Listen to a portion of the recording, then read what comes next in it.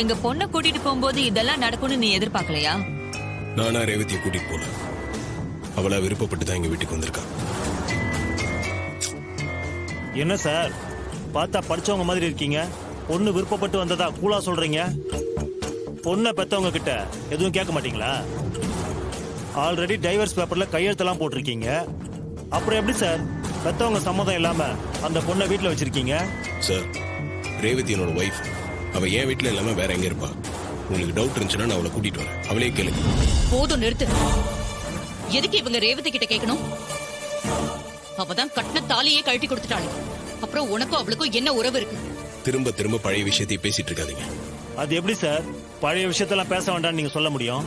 நீங்க கடத்திட்டு போனது அவங்க பொண்ணு தானே சார்? அவங்கள கடத்த வேண்டிய அவசியம் எல்லாம் எனக்கு இல்ல. அவங்கள விருப்பப்பட்டு தான் என் கூட வந்தாங்க. சார், இவங்கிட்ட இப்படி எல்லாம் பேசினா சரியா வராது.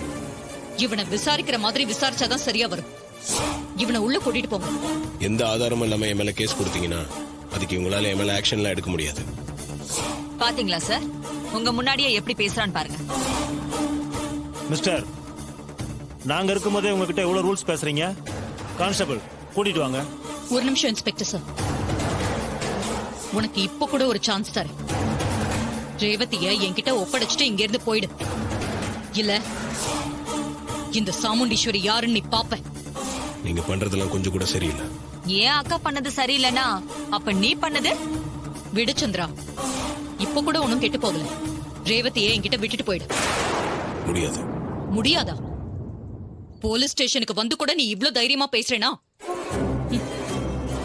உனக்குன்னு 4 பேர் இந்த ஊர்ல இருக்கிற தைரியம் தானே? இது பாரு, நான் திரும்பவும் கேக்குறேன், என் பொண்ணை என்கிட்ட கொடுத்துரு. இல்ல ஏண்டா இந்த விஷயத்துல இன்வால்வ் ஆனோன்னு உன்னை கதற வைக்கல, என் பேரு சாமுண்டீஸ்வரி இல்ல. இருந்தாலும் உனக்கு தைரியம் ரொம்ப ஜாஸ்தி.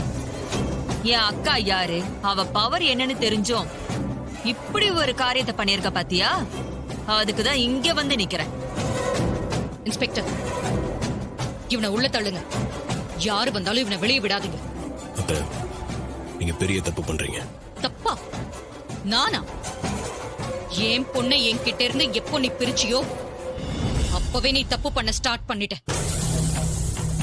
இனி உன்னை சும்மா விட்டா அது எனக்கு அழகு இல்ல.